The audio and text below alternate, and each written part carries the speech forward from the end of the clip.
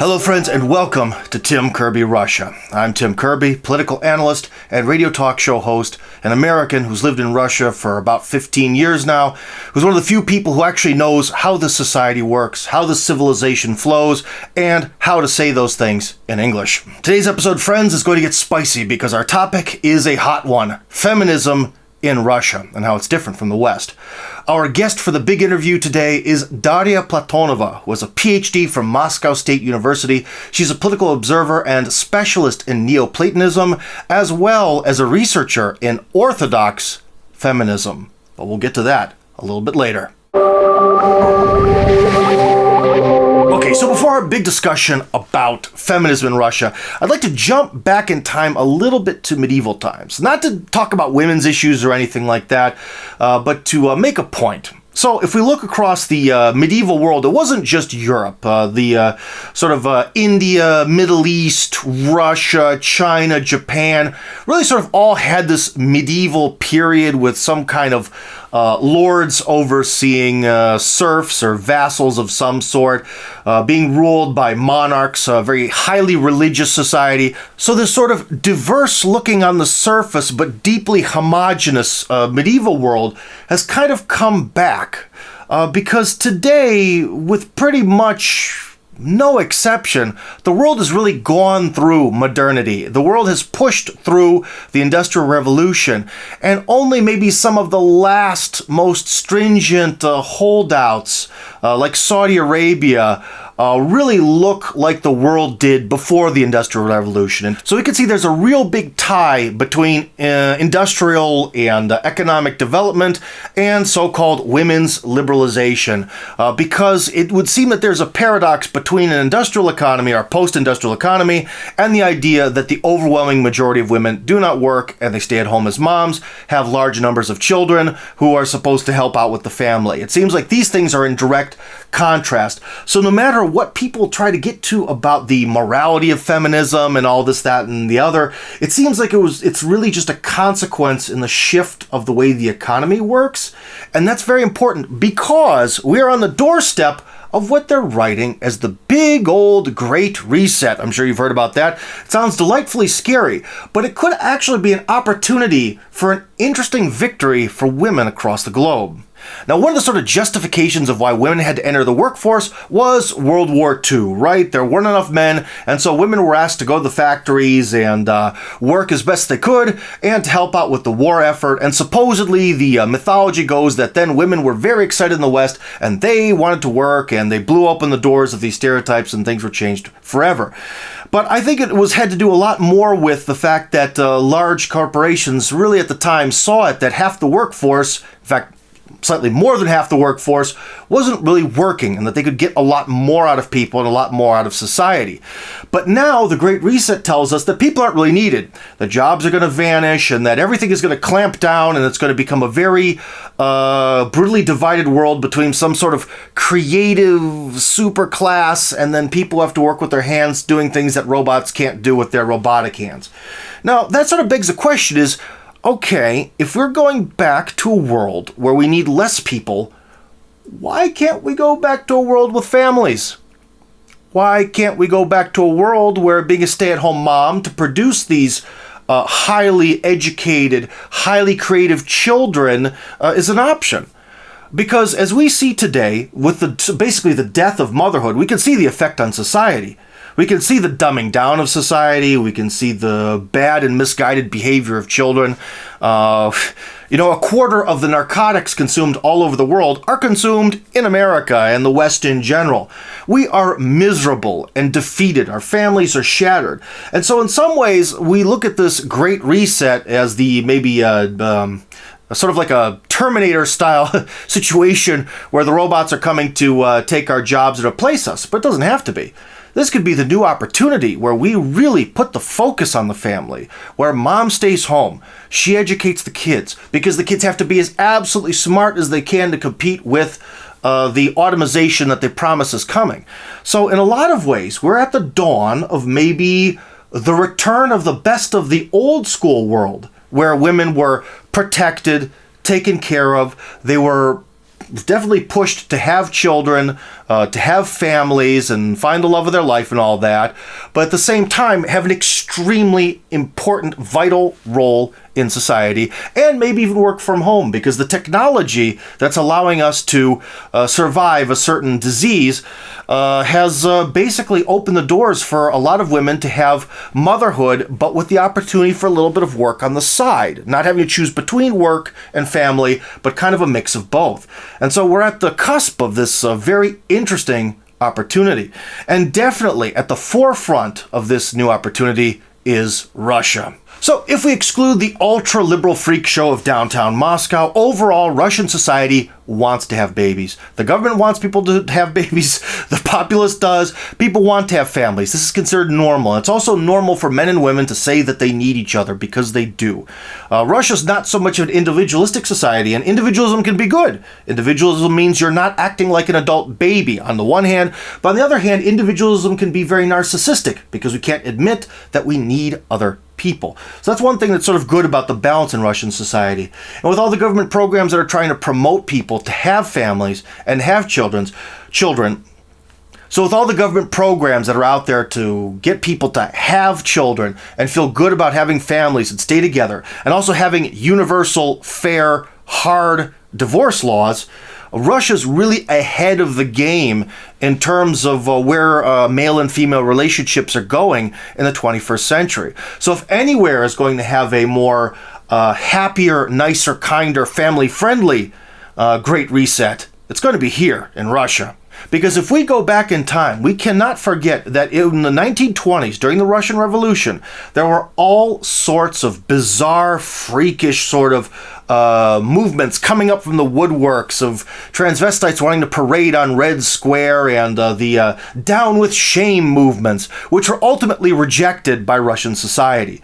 Later on during World War II, unlike women in the West, when women were forced to participate in the man's world due to a very large percent of the male population being killed off, they found themselves in mines, ammunition factories, in the dirt and danger that men have to deal with at many jobs that women do not like. You know, it's become almost like an internet cliche that when women, usually feminists, talk about the desire to have, equal numbers of men and women in the workplace, they're talking about scientists and doctors and these sort of white-collar, high-end professions. They're not talking about mine shafts, being an infantryman, or anything like that. You know what I mean?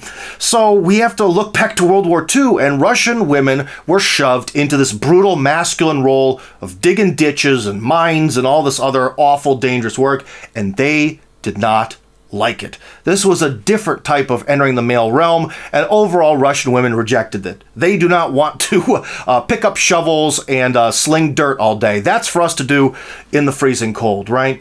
So that was another moment. Another moment that happened was, we cannot forget that Russian women experienced an apocalypse in the 1990s. The 90s, I cannot explain to you in words how horrible the 1990s were for Russian society. In fact, many people even believe that statistically the deaths caused by the collapse of the Soviet Union were equal to, if not worse than, the horrors of World War II. And women had to suffer through all of that. And you know what made that suffering a lot better? Being attached to a guy who could at least try as hard, given the absolute worst situations possible, to somehow provide for her and take care of her kids. That was just a little while ago, and it's very fresh in the minds of women. So that's probably some of the reasons why Russian society has a very different attitude towards feminism. The triumph for feminism found in the West in World War II was definitely not a triumph here, and the West has yet to, but just may in the near future, experience the horrors of the 1990s, where humans who were previously living in one of the great superpowers were forced to fight, to scrap on the streets for survival. And when it comes to fighting for survival, it helps to have muscle mass.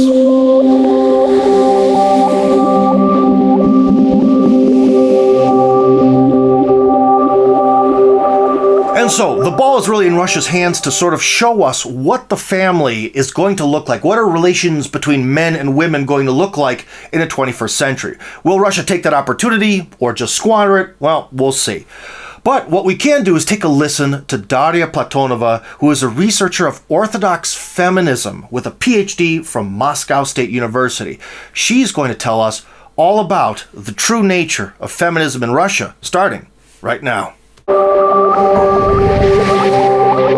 Ms. Platonova, so roughly speaking, let's start this off. What are some of these key differences between feminism in Russia and the West? Yes, I've seen the huge differences because it depends on the context of where I have been in the West. There is a kind of process of secularization, and the religion is very, very moved far away from the state. So the problems of the feminism are not at all connected with any religious topics. It's important to note that Russia does not practice separation of church and state, but symbiosis of church and state, where the entities remain separate but work together very often. That's an important nuance and one big difference between Russia and, say, America. Well, in Russia we have a very interesting phenomenon where the context, the Orthodox context, somehow influences even the feminism. That means that all the topics which are broadly described in the Western feminism, the war for equality, the war for rights, in Russia has the other degree, because Russia is more traditional, stays more traditional, and the influence of the Orthodox religion is much more complicated and interesting. So here we have a very interesting phenomenon in the Russian feminism, which appeared with the name of Tatiana Goricheva and is called the Christian feminism. Tatiana Goricheva, at the age of 26, during the height of the Cold War and communism in Russia, converted to Eastern Orthodoxy. She later founded the idea of Orthodox feminism and had to survive as a dissident in the 80s in the West. When the opportunity to come home arose in the 1990s, she came right back and is here to this very day. But unfortunately, there is very little, if anything, written about her in English, as are all good things that come from Russia. So I think it's unbelievable. It's very, very interesting to speak about it in the West, because nobody can understand how the religion, which according to the Western feminism is a way of installing the domination on women, can be connected. A feminine religion can be connected with feminism. Like, it's two opposite sides and controversial concepts. That's interesting. Because in the West, it seems almost natural that femininity and Christianity are always at odds. But does this really have to be the case? Maybe they can actually work together and find some sort of middle ground. Actually, Tatiana Goricheva herself notes that in Christianity there are no hierarchical hierarchy of woman and man, and there is more dialogue between them. As she quotes Bible, and she says that there was Virgin Mary, a really woman prototype, and there was a Christ, and there was no hierarchy between them. She gave born to him. It is her son, and there were no inequality in this balance. There was a balance. There was two worlds: the world of woman and the world of man. Then Tatiana Goricheva do the analysis, the biographies of saints and saints, women, and she finds that there were a lot of women saints who had overcome a huge root of great existential war, and that they are like really similar to the way which was taken and overcome by the men saints. So she says that there is a special role in the Christian Orthodoxy about the woman's stradania, their sufferance, and she notes that that there can be not only one world like man's world and the woman as a reduction of this world, but there are two worlds. And here's the key point. When Western society moved from monarchy to liberalism, who got their rights first? White, landowning men. They were the political actors, and everyone else was a non-actor, kind of like how minors don't really have any responsibility today. Or worse in the case of slavery.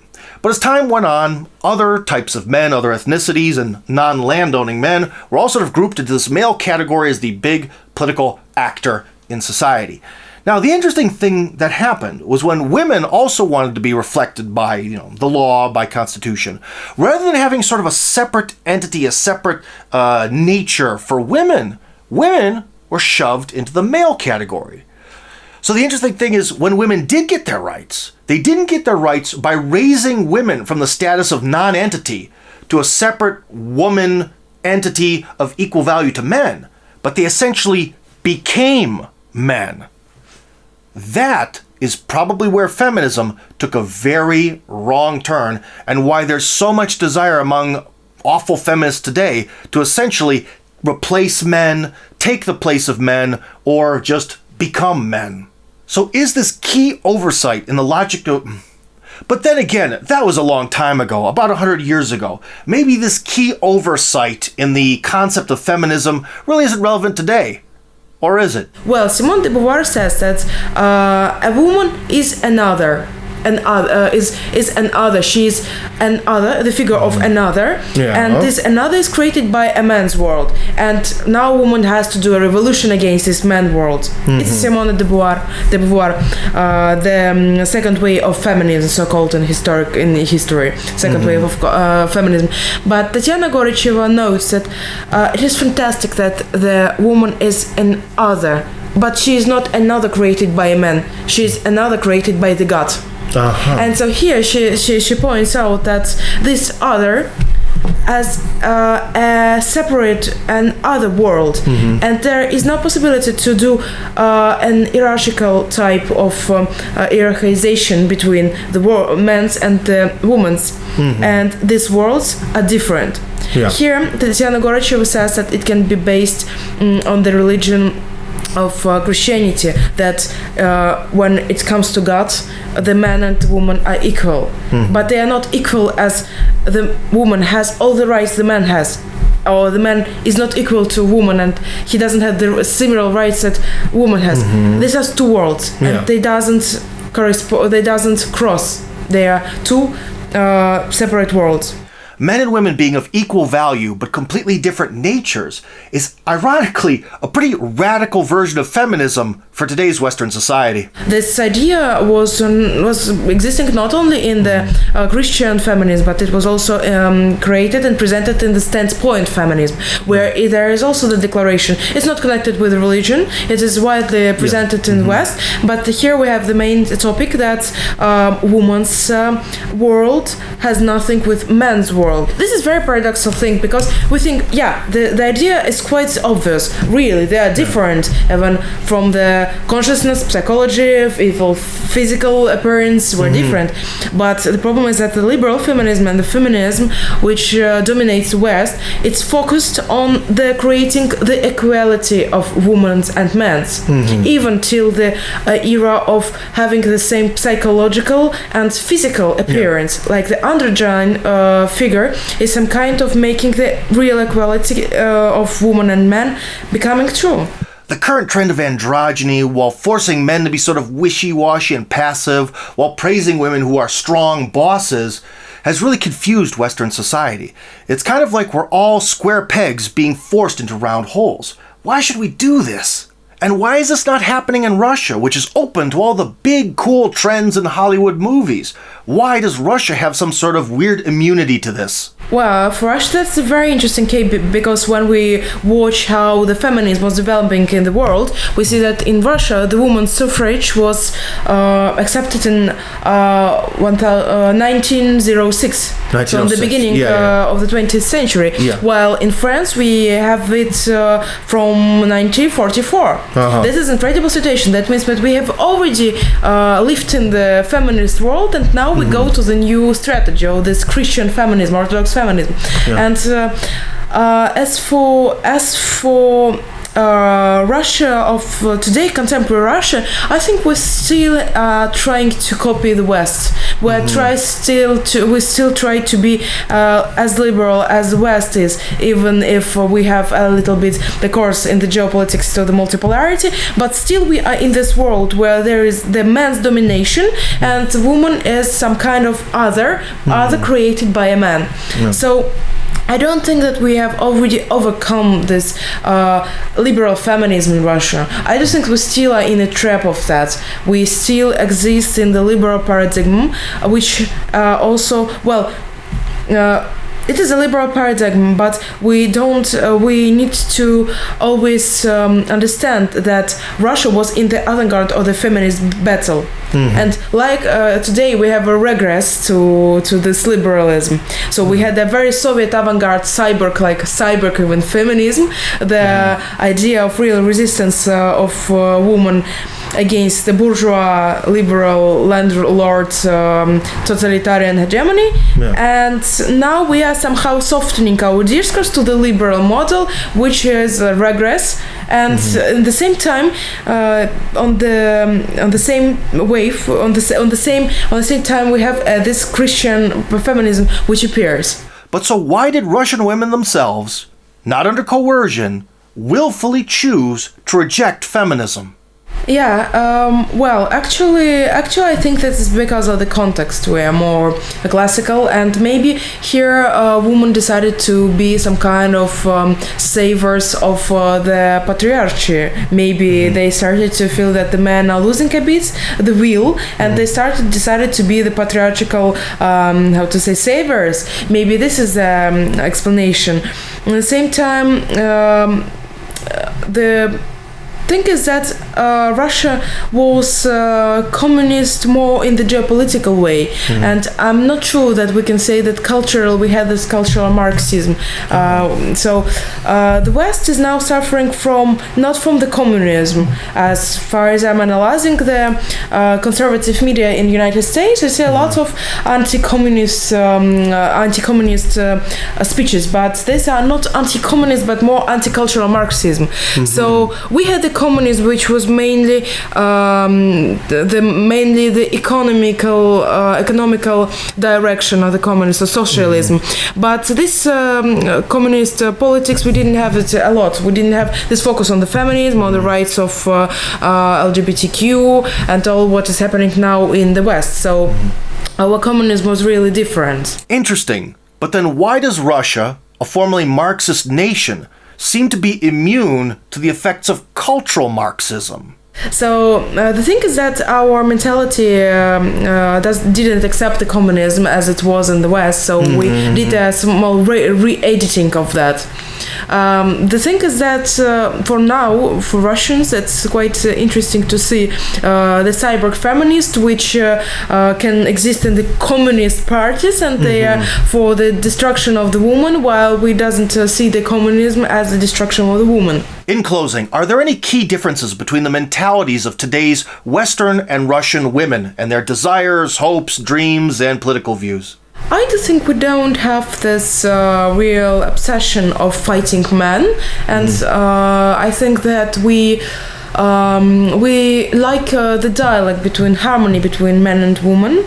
We think that when the guy is helping you, I don't know, in the street with handing something, I don't know, maybe a big suitcase, that is not a kind of their domination on us. That's a kind of help, and it is normal. That means that a person helps us in this way, and we help men the other way. We I don't know, if it's a family, then we create the psychological balance. We help with our kitchen magic, that there exists often, that it is a kind of magic. You can find even the books now in the West where it's written the garden witch or kitchen witch. It's like even the witch is called the witch. So we're helping in all these years, and I think in Russia this idea of the dialogue between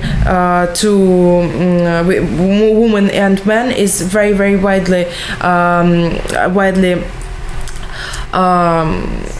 accepted, yes. While in the West, the man and the woman dialogue, it causes a problem. So because the woman in the West has already the problem that they can be dominated by men, they will be dominated by men, and they have this small theme in their head, and they doesn't create a dialogue but a war. Okay, I would like to thank Daria Platonova for giving us this fantastic interview from a definitely different perspective than I'm used to.